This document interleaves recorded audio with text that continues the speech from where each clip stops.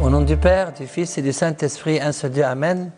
Chers fidèles, aujourd'hui c'est le 4e dimanche du mois copte Touba.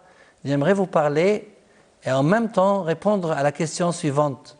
Comment nous comporter en bons témoins du Christ?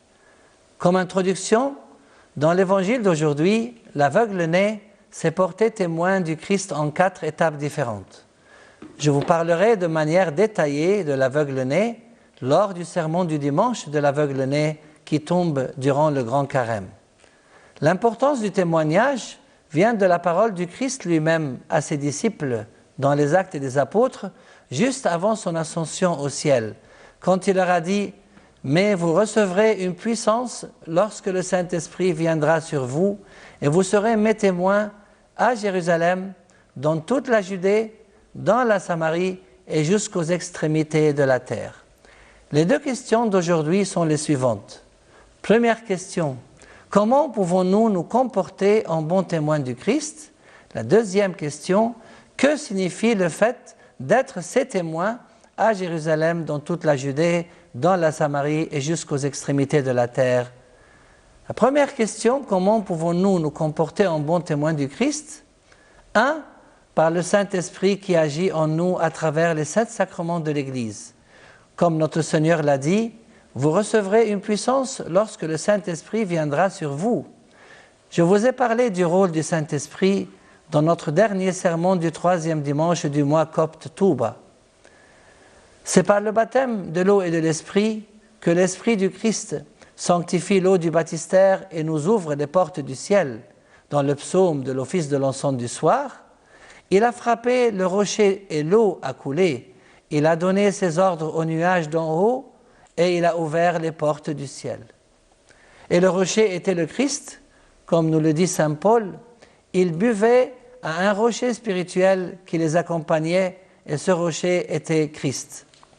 Aussi par la repentance, dans les Actes des Apôtres, dans l'office de la Sainte Liturgie, Dieu a donc aussi accordé aux païens la repentance qui conduit à la vie. Par la Sainte Eucharistie, dans l'évangile de l'office de l'encens de l'aube, le Christ a dit « En vérité, je vous le dis, si vous ne mangez pas le corps du Fils de l'homme, et si vous ne buvez pas son sang, vous n'avez pas la vie en vous-même. Celui qui mange mon corps et qui boit mon sang a la vie éternelle, et moi, je le ressusciterai le dernier jour. Celui qui mange mon corps et qui boit mon sang demeure en moi, et moi je demeure en lui.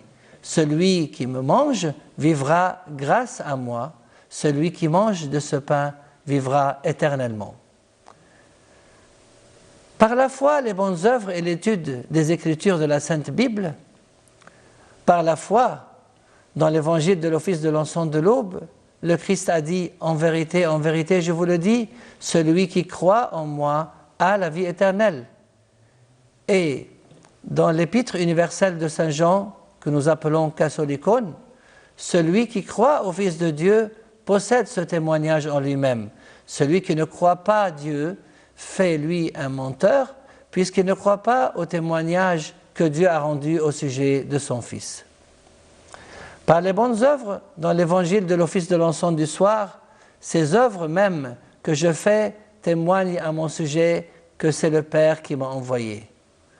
En étudiant les Écritures, dans le même évangile de l'office de l'encens du soir, vous étudiez les Écritures parce que vous pensez avoir par elles la vie éternelle. Ce sont elles qui rendent témoignage à mon sujet. La deuxième question, que signifie le fait d'être ses témoins à Jérusalem, dans toute la Judée, dans la Samarie et jusqu'aux extrémités de la terre? En fait, Jérusalem représente la famille et les voisins. La Judée représente l'Église, la Samarie représente le pays et les extrémités de la terre représentent le monde entier. C'est-à-dire que pour nous comporter en bons témoins du Christ, nous devons commencer à donner le bon exemple au sein de nos familles afin que nous puissions ensuite nous comporter en bons témoins du Christ au regard de nos voisins, des fidèles de l'Église, des citoyens de notre pays et finalement au regard du monde entier. Mais quel est ce témoignage? Comme l'a dit saint Jean dans sa première épître universelle Catholicon, Or, voici ce témoignage.